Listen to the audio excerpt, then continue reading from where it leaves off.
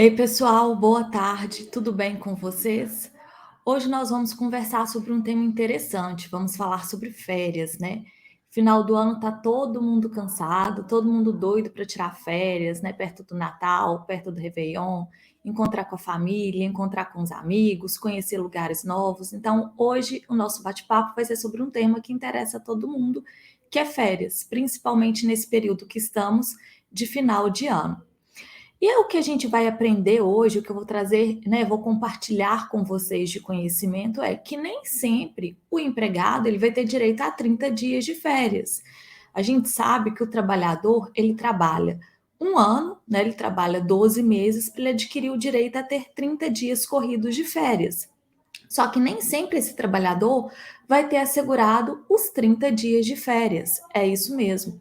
Esse trabalhador pode ter direito a menos dias de férias. E a gente vai ver que o que interfere nessa quantidade de dias de férias que ele vai usufruir, que ele vai pausar, né, que ele vai aproveitar para descansar, são os números de faltas injustificadas. Isso mesmo. As faltas que não têm justificativa legal, né, podem atrapalhar, podem refletir não só no salário que esse trabalhador vai receber, mas também no número de férias que ele vai ter para ele pausar, para ele usufruir, para ele gozar. E hoje a gente vai saber quais são essas quantidades de falta que interferem, quantos dias de férias corridos que elas vão assegurar para esse trabalhador, a depender do número de faltas que ele tenha, tá? Então hoje a gente vai conversar um pouquinho sobre esses números de férias, porque todo mundo acha, né, tem essa falsa impressão de que todo trabalhador tem direito ao mínimo de 30 dias de férias. Realmente, é assegurado por lei os 30 dias corridos de férias após um ano de trabalho, após 12 meses trabalhados. Só que também existem condições que tiram essa quantidade de dias desse trabalhador, né? Que vai diminuindo, subtraindo o número de dias que esse trabalhador vai usufruir, vai gozar dessas férias. Primeira coisa que a gente tem que saber é que as férias, né, é um direito garantido tanto para os trabalhadores urbanos quanto para os trabalhadores rurais. É um período de descanso. Então, esse trabalhador, ele não pode trabalhar durante as férias, né? Tem até uma live aqui gravada no nosso canal já, que a gente fala de algumas fraudes das férias que as empresas usam, né? Alguns erros, algumas irregularidades que as empresas cometem ao concederem as férias para os trabalhadores. E um desses erros é justamente chamar o trabalhador para o trabalho, né? Ele estando de férias e passar alguma tarefa, alguma demanda para ele resolver durante as férias. Isso não pode. Por quê? Porque as férias é constituída tem como objetivo o descanso do trabalhador, né? Para o trabalhador recuperar as energias dele, descansar, voltar, revigorar, né? Voltar com mais força, voltar à produtividade como antes, né? Tirar esse período mesmo para descanso, né? Para manter a rigidez mental e física dele, para manter a saúde dele física e mental. Ele precisa de ter essa pausa. Ele trabalha 12 meses seguidos, contínuos, e pausa por 30 dias corridos. E essa pausa é justamente para ele ter esse descanso, para ele recuperar a saúde dele, para ele recuperar o fôlego e voltar com tudo nos próximos 12 meses que ele vai ter que trabalhar, né? Então é um período de descanso. O trabalhador não pode trabalhar durante esse período. É um direito assegurado tanto para trabalhadores urbanos quanto para trabalhadores rurais. E no período de férias, o trabalhador recebe, além da remuneração, um terço a mais, né? Que é o terço constitucional, que a lei prevê, que a lei garante para esse trabalhador. Então, ele recebe a mais um terço, né? Então, você não recebe só a sua remuneração. A férias ela é paga com um valor a mais, até para proporcionar que esse trabalhador consiga fazer uma viagem, consiga programar o descanso dele, consiga programar o lazer dele, consiga programar coisas a serem feitas, né, de convívio social com os amigos, com os familiares. Então, a lei assegura esse percentual a mais, esse um terço a mais, como pagamento das férias. E aí, para a gente ter a concessão das férias, eu trouxe aqui para vocês que para o trabalhador ter direito a tirar os 30 dias corridos de férias, né, que é a regra, ele tem que trabalhar durante 12 meses, para ele adquirir o direito a usufruir, a gozar, a pausar esses 30 dias de férias. Então, ele trabalha durante 12 meses seguidos, e aí ele adquire, para ele adquirir esse direito a férias. E aí, quando que ele vai usufruir desses 30 dias de férias, ou da quantidade menor de férias, a depender se ele tiver a falta, que é o que a gente vai ver aqui hoje, né? Ele vai trabalhar durante 12 meses seguidos para ele adquirir o direito. Nos próximos 12 meses, os 12 meses seguintes, os 12 meses posteriores, né? Ele vai ter que tirar essas férias. Então, ele trabalha 12 meses e nos próximos 12 meses ele tem para ele tirar esses 30 dias, ou a quantidade de férias que for devida a ele em cada caso, né? Então, ele trabalha, na verdade, ele tem que tirar essas férias durante os 24 meses. Se a gente for considerar que ele trabalha 12 meses seguidos e nos próximos 12 meses imediatos ele tem que tirar essas férias. Quem que determina qual o período que esse trabalhador vai tirar de férias? O empregador, né? O empregador que vai escolher o período que ele vai tirar de férias, mas desde que esteja dentro desses 12 meses seguintes após ele ter adquirido o direito de férias. E aí aqui eu trouxe um exemplo para vocês conseguirem visualizar esse prazo, né, de adquirir as férias, como esse prazo de conceder as férias. Trouxe aqui um exemplo de um trabalhador, né, do João. Ele trabalha de 4 de fevereiro de 2019 a 4 de fevereiro de 2020, ou seja, ele trabalhou durante um ano, fevereiro de 19 a fevereiro de 2020. Nesse um ano, ele adquiriu o direito a ter os 30 dias de férias, né? E aí, quando que ele vai conseguir tirar essas férias referente a fevereiro de 2019 e a fevereiro de 2020? Ele vai usufruir dessas férias entre 5 de fevereiro de 2020, que é o dia posterior que finalizou o período de um ano dele adquirir o direito, a 4 de fevereiro de 2021, né? Que aí vai ter um ano, mais 12 meses para ele tirar essas férias, esses 30 dias. Lembrando que tem que ser os próximos 12 meses seguintes. Seu trabalhador, o seu patrão, seu empregador, ele não pode te conceder as férias que você adquiriu após ter trabalhado 12 meses, depois de 2 anos. Ele vai estar acumulando férias, isso é errado. Isso tem até, a gente abordou nessa live sobre férias, né, que eu falei dos erros que as empresas cometem, que está salva no nosso canal. Então, caso vocês tenham dúvida quanto a isso, eu sugiro também que vocês assistam essa live que já está gravada e já está disponível no nosso canal. Então, certo é, cumpriu 12 meses para adquirir o direito das férias, nos próximos 12 meses seguintes, esse trabalhador tem que tirar essas férias, né? O empregador vai escolher a data, mas tem que ser nesses 12 meses próximos, nesses 12 meses seguintes. E aí o que a gente vai ver agora que é o ponto principal da nossa live, que é o quê? As faltas, elas interferem nas férias? Interferem. Só que o que você, trabalhador, tem que saber é o seguinte, não é qualquer falta que interfere nas férias. As faltas justificáveis, as faltas legais, elas não interferem nem na sua remuneração, você não vai ter aquele dia descontado e nem vai ter reflexo nas suas férias, como a gente vai ver aqui. O que reflete nas férias são as faltas injustificadas, aquela falta que o trabalhador não foi trabalhar, não apresentou um motivo justificável, um motivo, né, legal, e simplesmente não foi trabalhar, não compareceu às suas atividades. Então, o empregador ficou no prejuízo daquele dia, não teve aquele funcionário no quadro de funcionários da empresa dele na produção, né, para desempenhar as tarefas que ele teria que desempenhar. Então, a gente vai ver que, a depender do número de faltas injustificadas que esse trabalhador tiver, isso vai refletir não só no salário dele, que ele vai ter esse abatimento, como também nas férias. Então, o que tem que ficar muito claro é as faltas que interferem no número de férias a serem usufruídas são as faltas injustificáveis e não as faltas justificadas, são as injustificadas, tá? E aí, com as faltas injustificadas, como eu falei com vocês, o trabalhador ele vai ter reflexo a depender do número de faltas, não é uma falta só também como a gente vai ver, não. A depender do número de faltas injustificadas, esse trabalhador ele vai ter reflexo no número de férias e ele também vai ter o abatimento no salário dele por esses dias que ele faltou e que ele não justificou, né? Então, ele vai ter esse desconto no salário também. E aí, o que a gente vai ver agora? A gente vai ver quantas faltas injustificadas que esse trabalhador tem e quantos dias de férias ele vai ter direito. Porque a gente não tem um número fixo, né, de férias. Ah, faltou, vai ter tantos dias de férias. Não, a gente tem uma gradação.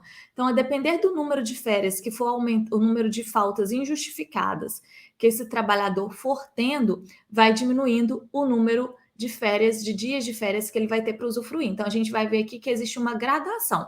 Quanto mais números de faltas injustificadas esse trabalhador tiver, menor vai ser o número de férias que ele vai ter para usufruir, ou seja, menor vai ser o período de férias que ele vai tirar, que ele vai pausar naquele contrato de trabalho que ele tem, tá? E a gente vai ver que são dias, que são períodos de férias já e faltas, números de faltas já definidas pela lei. O seu empregador, ele não pode escolher quantos dias ele vai te dar de férias a depender do número de faltas injustificadas que você tem. Ele tem que cumprir o que está na lei. A lei, ela fala que de tantos a tantas faltas injustificadas, esse trabalhador vai ter tantos dias de férias. Então, a lei, ela é clara. Então, não tem arbitrariedade, não tem liberdade do seu patrão, do seu empregador, em escolher quantos dias de férias que ele vai te dar, porque você teve falta injustificada. Não, ele vai ter que obedecer essa gradação que a gente vai ver aqui agora. Então, o trabalhador, ele vai ter assegurado até 30 dias corridos de férias, que é o padrão, que é o que a maioria das pessoas acha que todo mundo tem direito, né? Que são os 30 dias de férias, quando esse trabalhador não tiver mais do que 5 faltas, né? Quando ele não tiver faltado mais do que 5 vezes de forma injustificada no trabalho. Então, se ele faltou até 5 vezes, né?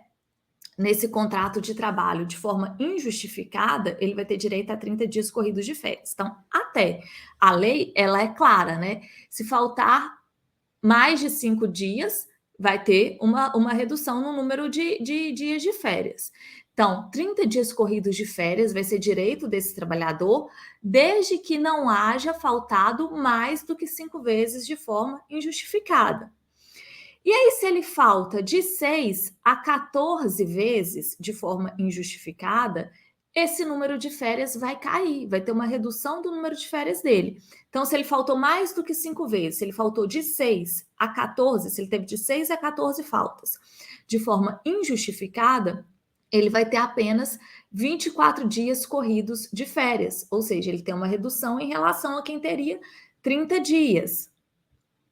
Da mesma forma, quem faltou, né, quem tiver faltado de 15 a 23 vezes, ou seja, quem tem de 15 a 23 faltas, também vai ter uma redução a mais nesse período de férias. Vai ter apenas 18 dias corridos de férias. Então, o trabalhador que teve de 15 a 23 faltas injustificadas, a lei só assegura para ele 18 dias corridos de férias. Então, ele tem uma redução ainda maior. Da mesma forma que se esse trabalhador faltar ainda mais, né, se ele tiver tido de 24 a 32 faltas, ele vai ter direito apenas a 12 dias corridos de férias. Ou seja, se ele faltou de 24 a 32 vezes de forma injustificada, ele vai ter direito apenas a 12 dias corridos de férias, né? Que é o menor dias de férias a serem concedidos, o menor período de férias a serem concedidos para o trabalhador. Existem casos que não vai ter concessão de férias, mas aí é outra hipótese. Mas quando existe a concessão de férias, em decorrência do número de faltas injustificadas, o menor período de dias corridos que esse trabalhador vai pausar, vai usufruir dessas férias, são 12 dias, como nós vimos aqui. Tá? Então, a depender do número de faltas injustificadas, vai tendo uma redução do número de férias que esse trabalhador vai ter. E lógico, né, que como a gente falou anteriormente, também por ser uma falta injustificada, além dos reflexos no número de férias, também vai ter o desconto salarial por ele não ter ido trabalhar. Gente, tem que deixar claro Uma outra coisa para vocês, essas faltas que ocorrem é durante o período da aquisição das férias, né? Ou seja, durante aqueles 12 primeiros meses que o trabalhador tem que trabalhar para adquirir o direito das férias. Então, essas faltas injustificadas têm que ocorrer nesse período dos 12 primeiros meses que ele tem para trabalhar para adquirir o direito às férias, né? Porque os próximos 12 meses, como a gente viu, ele vai só usufruir das férias, né? Então, tem que ser nesses primeiros 12 meses, que é o período de aquisição, e não dele usufruir das férias. Então, essas faltas têm que ser nesse período aquisitivo, nesses períodos de que ele trabalha para ele adquirir o direito de férias. E aí a gente tem que ver, tem que saber também que não é qualquer falta que traz reflexo ou nas férias desse trabalhador, diminuindo dias de férias dele, ou de desconto salarial, né? Como eu já tinha adiantado para vocês, as faltas justificadas, elas não trazem esse prejuízo para o trabalhador. Elas só trazem esse prejuízo para o trabalhador quando são faltas injustificadas.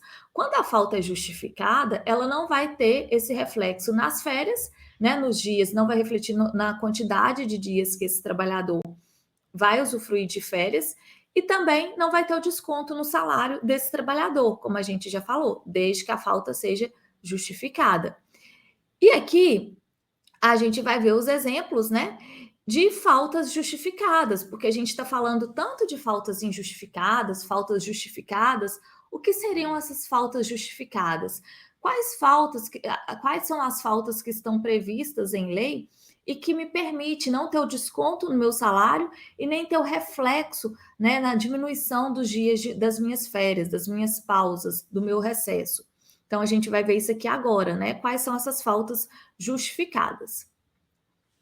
O trabalhador ele tem até 2 dias consecutivos em casos de falecimento de cônjuge, né? Ascendente, que é o quê? Os pais, os avós, descendentes, os filhos, né? Irmão ou pessoa que seja declarada na carteira de trabalho dele ou na Previdência Social que vive sobre a dependência dele. Então, se morreu seu cônjuge, né? Sua esposa, seu marido, seu pai, sua mãe, seu filho, né, ascendente, descendente, ou seu irmão, ou alguém que seja dependente, que seja declarado como dependente econômico seu, tanto na sua carteira de trabalho quanto na Previdência Social, esse trabalhador tem direito a 2 dias consecutivos de férias sem sofrer desconto, tanto no salário, como também sem refletir no número de dias das férias. Uma outra hipótese de falta justificada: o trabalhador ele tem até 3 dias que ele pode faltar, 3 dias consecutivos, em razão de casamento. Então, ele casou, ele tem 3 dias para ele não trabalhar. E esses 3 dias não vão ser descontados no salário dele, nem vai ter reflexo nas férias. A lei assegura para ele, casou, ele tem esses 3 dias para ele aproveitar aí, né? Do casamento dele. Então, não vai ter nenhum desconto, não vai ter nenhum prejuízo para o trabalhador. Da mesma forma, 1 dia em caso de nascimento de filho, né? Então, se nasceu filho, o pai vai ter lá 1 dia de folga, porque a mãe a gente sabe que tem a licença maternidade, né? Então, que ela não vai trabalhar mesmo. Aí ele vai ter 1 dia de folga em caso de nascimento do filho, então ele não vai precisar trabalhar e não vai ter nenhum prejuízo para ele também. 1 dia a cada 1 ano por doação voluntária de sangue, né? Então, essa doação de sangue, que é essa falta, a gente tem que deixar claro que a doação tem que ser voluntária, né? E que não é toda doação de sangue. Eu vou lá, dou sangue a cada 6 meses e vou ter essa folga, vou ter direito a essa folga e vou falar que ela é justificada. Não, a lei ela é expressa. É 1 dia a cada 12 meses, ou seja, você vai ter direito a uma folga por razão de doação de sangue de maneira voluntária a cada 1 ano. Se você doa sangue mais vezes por ano, essa falta não vai incluir aqui nesse caso. É uma vez a cada 12 meses, tá? Até 2 dias consecutivos, né? 2 dias seguidos ou não, para alistamento eleitoral. Então, também é outra falta justificada, que não vai trazer nenhum prejuízo para o trabalhador. No período do tempo que tiver que cumprir as exigências do serviço militar. Aqui a lei ela não fala em quantidades de dias, ela não limita, né, quantos dias que essas faltas vão ser abonadas por questão de serviço militar, de exigência de serviço militar. Mas ela é clara que enquanto tiver que cumprir. Então, se você tem a comprovação que está cumprindo a exigência de serviço militar, esse período não pode ser descontado, embora a lei não seja expressa em relação a quais são os números de dias dessas faltas a serem abonadas.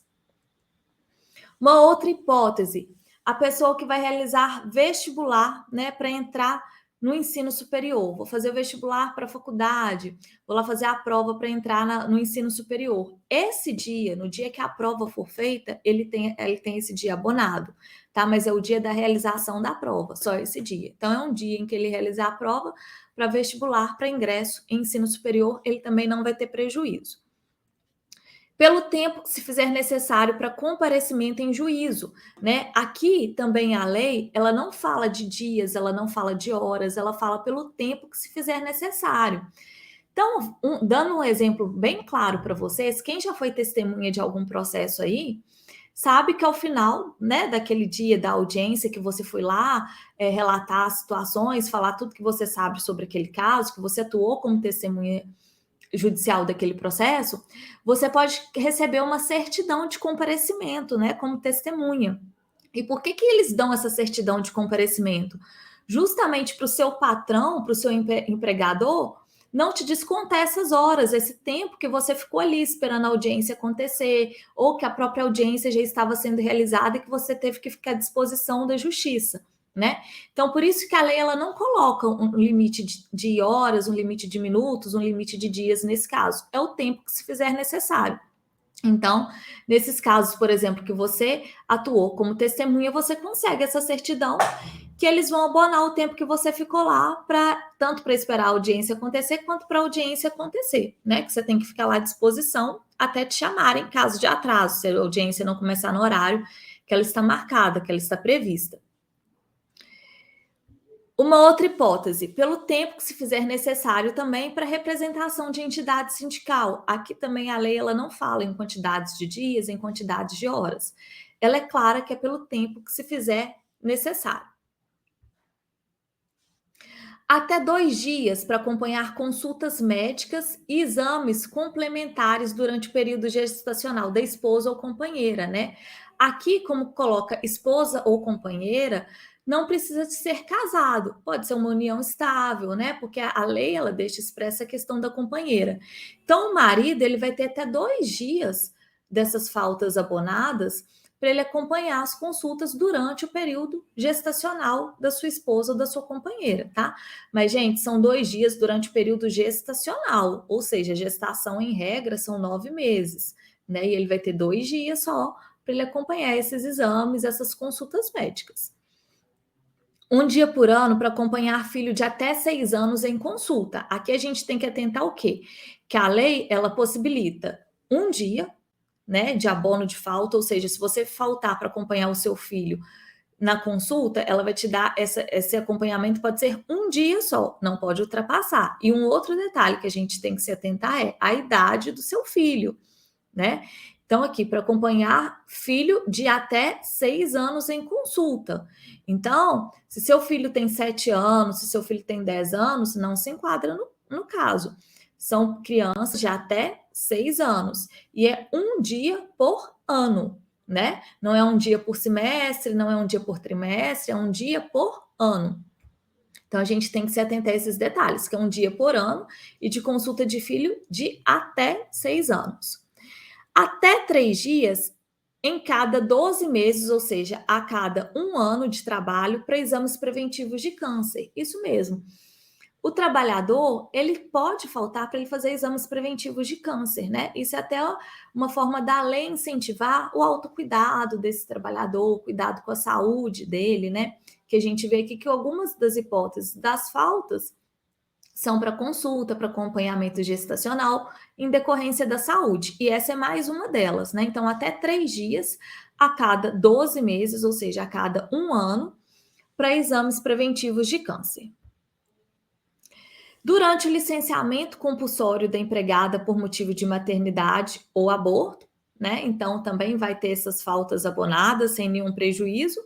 E nos dias em que não tenha havido serviço. Se não teve serviço, a falta não pode ser considerada injustificada. E aqui a gente também tem que se atentar também a quê? Gente, atestados médicos, né? Se você também está com um atestado médico que o médico te deu, falando que você está impossibilitado para trabalhar naquele dia, você também tem um motivo justificável, né? Que não vai ser descontado nem no seu salário e nem também vai ter reflexo nas suas férias. Então, se você estiver doente, se você tiver, não basta estar doente, você tem que estar doente, mas você também tem que estar com um atestado que fala que você está impossibilitado de comparecer às suas tarefas no seu trabalho. Né? Então, o atestado é fundamental. Então, se você também tiver um atestado médico falando dessa impossibilidade, também se enquadra nessas hipóteses de faltas justificadas, que não vai trazer nenhum prejuízo para você, trabalhador. Lembrando, gente, que essas faltas justificadas, elas têm como ser comprovadas, né? Por exemplo, no caso de um acompanhamento de uma consulta de um filho de até 6 anos, você consegue levar a certidão de nascimento do seu filho para averiguar a idade dele, você consegue pegar um atestado, uma declaração de comparecimento naquela consulta. Então, são hipóteses que você consegue comprovar para o seu patrão que realmente as faltas foram em decorrência daquele motivo que você está alegando. Se você for acompanhar a sua mulher no período gestacional, você também consegue uma declaração do médico que você esteve lá como acompanhante. Né? Em caso de óbito, né, de cônjuge, de ascendente, de descendente, você tem a certidão de óbito que vai estar lá. Você tem a sua carteira ou a sua certidão também de nascimento, ou sua carteira de identidade, ou a certidão de casamento, né, se for do cônjuge, que comprove o grau de parentesco daquela pessoa que morreu. Então, existem formas de se comprovar essas faltas justificadas. Então, o ideal é que se comprove para que não fique configurado que foi uma falta sem qualquer razão, sem qualquer motivo legal. Né? O ideal, então, é que o trabalhador sempre atue de forma prevenida e que ele leve a documentação para ele comprovar que a falta dele se enquadra em uma daquelas faltas legais que a gente acabou de ver. Pessoal, eu quis trazer esse tema para vocês, por quê? Porque a gente está aí num período de férias de muitos empregados, final de ano a maioria das empresas entra em recesso, e tem as férias coletivas, as férias individuais, e muito trabalhador às vezes recebe menos do que 30 dias de direito de férias e fica se questionando, fala que o patrão dele não concedeu as férias de forma correta, que deu férias por um período menor do que é devido, né? E às vezes houve-se um erro, às vezes o seu patrão te deu um período menor de férias de forma errada. Só que às vezes também ele está se atentando à lei. Às vezes você, trabalhador, tem faltas injustificadas que permitem esse desconto, que permitem esse abatimento, que fazem essa redução do número de dias de férias que você tem direito. Então, por isso que vocês têm que saber dessa possibilidade da redução das faltas injustificadas, que elas refletem não só no desconto salarial do trabalhador, mas também no número de dias de férias a serem usufruídos. Tá? Pessoal, em caso de dúvidas, mandem para a gente comentários, mandem para a gente aqui no nosso atendimento online, que a gente faz o possível para responder. Se quiserem sugerir também outra opção de tema para a gente abordar aqui, manda para a gente nos comentários que a gente vai fazer o possível para abordar os temas que vocês têm interesse. Mais uma vez eu agradeço, tá, pela disponibilidade de vocês, por estarem aqui prestigiando, assistindo a gente, né? Compartilhando conhecimento, fazendo companhia para a gente mesmo nesse bate-papo sobre o direito do trabalho. E eu aguardo vocês até a nossa próxima live, né? Que acontece às sextas-feiras. Então, aguardo vocês até a próxima sexta-feira com um novo tema, com um novo assunto, com um novo bate-papo para a gente compartilhar conhecimentos aqui do direito do trabalho. Tá? Muito obrigada e até a próxima live.